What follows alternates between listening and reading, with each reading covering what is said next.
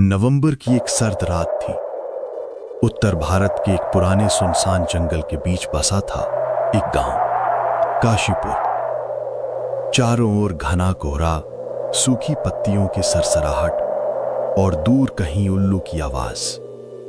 इस गांव के बारे में कहा जाता था कि यहां रात को आत्माएं जागती हैं, लेकिन शहर के लोग इसे सिर्फ एक अफवाह मानते थे। इसी अफवाह की सच्चाई जानने के लिए एक पत्रकार आया था, विजय। 41 साल का एक साहसी पत्रकार था। रहस्यमय कहानियां कवर की थी, लेकिन काशीपुर की कहानी ने उसे बेचैन कर दिया था। वो कैमरा और रिकॉर्डर लेकर गांव पहुंचा। ये जगह तो सच में वैसी ही है जैसी सुनी थी। हर तरफ सन्नाटा और ये कोहरा। कुछ तो है यहाँ। गांव में घुसते ही उसे एक बूढ़ा आदमी दिखा। सिर पर सफेद बाल, आंखों में गहरा अनुभव, कांपते हाथ और हल्का डरा हुआ। कौन हो बेटा? इस वक्त यहाँ क्या कर रहे हो? मेरा नाम विजय है, पत्रकार हूँ। सुना है यहाँ कुछ अजीब होता है रात को, वही जानने आया हूँ। जानने आए हो तो जान लो। यहाँ रात में जो जागता है वो सुबह नहीं देखता। क्या मतलब? क्या होता है ऐसा यहाँ? मतलब यही कि काशीपुर की रातें जिंदा नहीं छोड़ती। हरिया ने विजय को गांव के पुराने चौपाल तक पहुंचाया, जहां दो और लोग बैठे थे, राजू और अतुल। अरे पत्रकार बाबू, आप भी ना, क्या मिलेगा आपको इन भूतों की कहानियों में? अरे राजू, तुम तो हमेशा डरते हो। मुझे तो लगता है कुछ है इस जंगल में। पिछले महीने ही हरिया काका के भतीजे का कोई पता नहीं चला। अरे क्या हुआ था उससे? वो भी तुम्हारी तरह ही आया था कुछ रिकॉर्ड करने, फिर बस उसकी आवाज मिली, शरीर नहीं। पत्रकार उन सभी को देखने लगता है और गंभीर सोच में पड़ जाता है। तभी अतुल जोश में आकर पत्रकार से कहता है, चलो पत्रकार बाबू, मैं आपको उस जगह ले चलता हूँ जहाँ वो आखिरी बार देखा गया था। मैं नहीं जाऊंगा, मुझे डर लगता है। अरे नहीं नहीं राजू जी, आप बिल्कुल मत डरिए। मैं हूं ना आपके साथ। जब तक मैं हूं, आपको कुछ नहीं होगा। विजय और राजू उन दोनों को साथ चलने के लिए कहते हैं, लेकिन वो साफ मना कर देते हैं। इसके बाद पत्रकार और अतुल धीरे धीरे उस जगह की ओर बढ़ते हैं जहां वो व्यक्ति रहस्यमय तरीके से गायब हुआ था। कुछ दिए जंगल में चलने के बाद आखिरकार वे उस जगह पहुंच जाते हैं। यही है वो जगह, देखिए वो टूटी हुई झोपड़ी, वहीं देखा था मैंने उसे आखिरी बार। तो बहुत अजीब सी ठंड है और ये हवा जैसे कोई फुसफुसा रहा हो। कुछ था वहां, देखा आपने? परछाई जैसी चीज थी वहां पर। उन्होंने अच्छे से नजर घुमाई और ध्यान से देखने लगे। तभी एक धीमी कांपती सी आवाज आई। क्यों आए हो? मैं कहती हूँ चले जाओ यहाँ से। चलो यहाँ से, ये जगह ठीक नहीं है। नहीं, मैं जानना चाहता हूँ कि ये सब क्या है। आखिरकार आवाज कहाँ से आ रही है? लेकिन अतुल बहुत ज्यादा डर चुका था। वो वहां एक पल भी रुकना नहीं चाहता था। उसने पत्रकार को समझाया और दोनों वापस गांव की ओर लौटने लगे। तभी अचानक जंगल के भीतर कहीं से मंदिर की घंटियों की आवाज गूंज उठी, धीमी लेकिन साफ, जैसे कोई अब भी मंदिर में पूजा कर रहा हो। आवाज सुनते ही पत्रकार ठिठक जाता है और अतुल से कहता है, अरे अतुल भाई, ये घंटियों की आवाज कहाँ से आ रही है? यहाँ पास ही में एक मंदिर है, लेकिन इतनी रात को मुझे नहीं लगता वहां पर कोई होगा। हवा की वजह से बज रही होगी। पत्रकार अतुल को साथ लेकर उस दिशा में जाने लगता है जहां से घंटियों की आवाज आ रही होती है। वो ये जानना चाहता है कि वहां घंटियां इतनी तेज क्यों बज रही हैं। कुछ देर बाद वो मंदिर के पास पहुंचते हैं जहां मंदिर का पुजारी भी मौजूद होता है। तुम लोग यहाँ क्या कर रहे हो? रात के इस वक्त जंगल में जाना मौत को बुलाना है। अरे हम तो बस यही पता लगाने के लिए आए थे कि इस गांव में चुड़ैल और डायन होने का दावा है। तो हम बस यही जानने के लिए आए थे कि ये सच है या फिर झूठ। सच्चाई कभी कभी जानलेवा होती है। तू ये नहीं जानता क्या बेटा? हाँ, शायद आप सही कह रहे हो, पर ये तो हमारा काम है। हम ये नहीं करेंगे तो हमारा घर कैसे चलेगा? काशीपुर की रात और गहरी हो चुकी थी। कोहरा अब इतना घना हो गया था कि अब आंखों से दूर तक देखना मुश्किल हो रहा था। अंधेरा बढ़ता जा रहा था। विजय, अतुल और रामलाल पुजारी मंदिर के पास खड़े थे। मंदिर की घंटियां अब भी रह रह कर बज रही थी। बिना किसी के छुए ये घंटियां जब जब अपने आप बजती हैं, समझ लो कोई आत्मा जाग गई है। क्या आपने कभी उस आत्मा को अपनी आंखों से देखा है? देखा नहीं, महसूस किया है। उसकी सांसें, उसकी परछाई और उसकी चीखें मंदिर की दीवारों में गूंजती हैं। कई बार तो लगता है जैसे कोई पीछे खड़ा है, लेकिन मुड़ो तो कुछ नहीं। रामलाल पुजारी ने मंदिर के अंदर जाने का इशारा किया। विजय और अतुल उसके पीछे पीछे चल पड़े। मंदिर के अंदर एक पुरानी मूर्ति थी, आधी टूटी हुई, लेकिन आंखें जैसे अब भी सब देख रही हों। दीवारों पर काले धब्बे और एक कोने में जली हुई अगरबत्तियां। यह मंदिर कभी बहुत पवित्र था, लेकिन अब इसकी दीवारों में डर बस गया है। क्यों? क्या हुआ था यहाँ? 25 साल पहले एक औरत आई थी, अजनबी। गांव वालों ने उसे डायन समझा और उसे जिंदा जला दिया गया। उसका नाम था रतनमाला। वो बदला लेने लौटी है। मंदिर से बाहर निकलते ही दूर एक पेड़ के नीचे कोई बैठा दिखा। अजीब कपड़े, लंबी दाढ़ी और आंखें बंद। वो था गोविंद लाल, गांव का रहस्यमय साधु। अरे ये कौन है? ये है गोविंद बाबा। सब कुछ जानते हैं, लेकिन कभी बताते नहीं। विजय धीरे से गोविंद लाल से कहता है, बाबा, आप कुछ जानते हैं इस आत्मा के बारे में? उनकी ओर देखता है और गंभीरता से उन सभी से कहता है, तुम आत्मा कहते हो, वो कभी इंसान थी, उसके साथ अन्याय हुआ और अब वो न्याय मांग रही है। क्या आप उसका नाम जानते हैं? उसका नाम रतनमाला था। वो रोज इसी मंदिर में आती थी, पूजा करती थी, लेकिन गांव वालों ने उसे शंका के आधार पर जला दिया। तो क्या वो सच में डायन थी? नहीं, लेकिन अब वो बन चुकी है। अभी सब आपस में एक दूसरे से बातचीत कर ही रहे थे कि अचानक पेड़ के तने पर एक हाथ का निशान पड़ा, एकदम लाल खून जैसा और नया। उसे किसी ने हाल ही वहां पर हाथ रखा हो। अरे, ये हाथ का निशान तो अभी अभी ही बना हुआ लग रहा है। अरे, सभी लोग चौकन्ने रहना, वो आत्मा हमारे आसपास ही है। वो हमेशा देखती है, लेकिन आज वो बोलने भी आई है। तभी अचानक से मंदिर की घंटियां एक साथ जोर से बजी। हवा में एक अजीब सी गंध फैल गई और फिर एक कांपती, भारी और दर्द से भरी आवाज गूंजी। क्यों जलाया मुझे? मैंने तो सिर्फ पूजा की थी। हमें थोड़ी देर पहले यही आवाज सुनाई दी थी। ये वही है। वो आ गई है, अब कोई नहीं बच पाएगा। अतुल बहुत डर चुका था। वो कांपते हुए वहां से तेजी से भाग निकला। उसे भागते देख वही पत्रकार और शिवलाल पुजारी भी उसके पीछे पीछे जाने लगे। थोड़ा सा आगे पहुंचते ही उन्हें कहीं पर भी अतुल नहीं दिखता। अरे पुजारी जी, ये अतुल भाई कहाँ गायब हो गए? अभी तो यहीं जाते हुए दिखाई दे रहे थे, पता नहीं अचानक कहाँ गायब हो गए। वो तो उधर भागा था, लेकिन अब दिख नहीं रहा।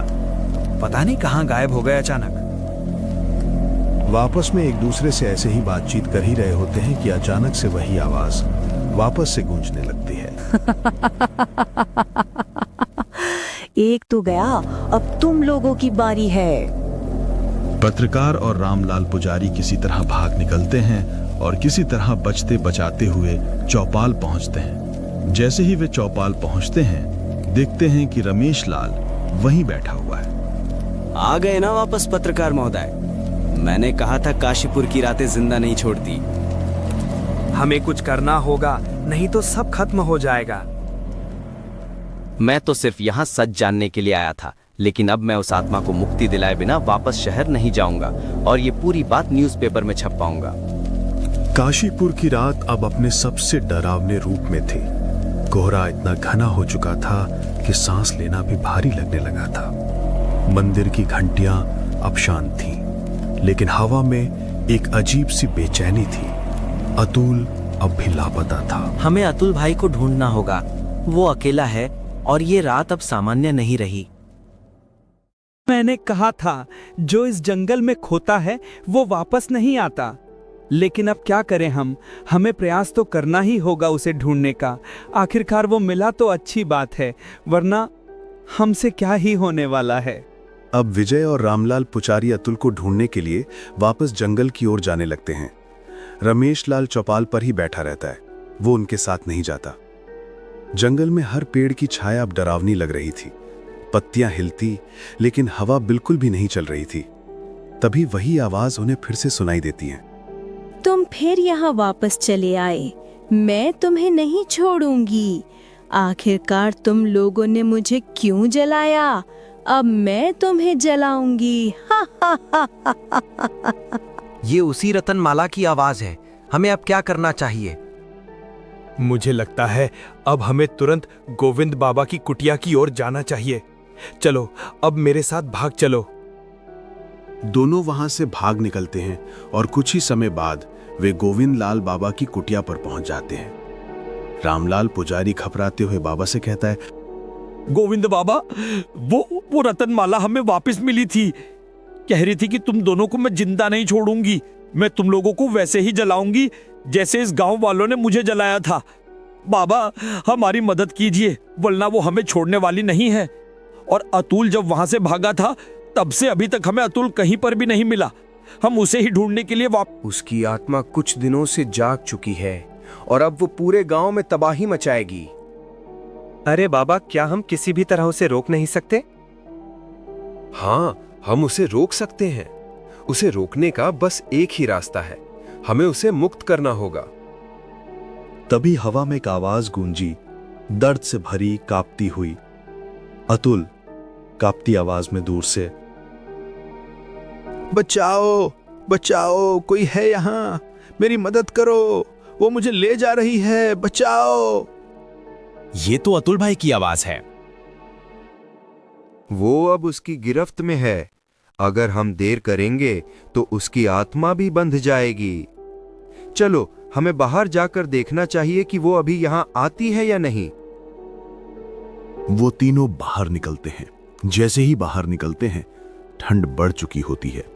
कुछ ही देर तक बाहर खड़े रहने के बाद एक धुंध का कोहरा छाने लगता है और एक अजीब सी काली परछाई जैसी चीज वहां प्रकट होती है। उसे देखकर विजय पत्रकार और रामलाल पुजारी बहुत ज्यादा डर जाते हैं, लेकिन गोविंद लाल बाबा उसे देखकर जरा सा भी नहीं डरते। तुम सबने मुझे जलाया, अब मैं तुम्हें जलाऊंगी। विजय पत्रकार अंदर से डरा हुआ पर बाहर से हिम्मत दिखाते हुए हल्की डर के साथ हमने कुछ नहीं किया, हम तो सिर्फ तुम्हें समझाना चाहते हैं। अच्छा, तो अब तुम लोग मुझे समझाओगे? जब जलाया था तब क्यों नहीं समझा?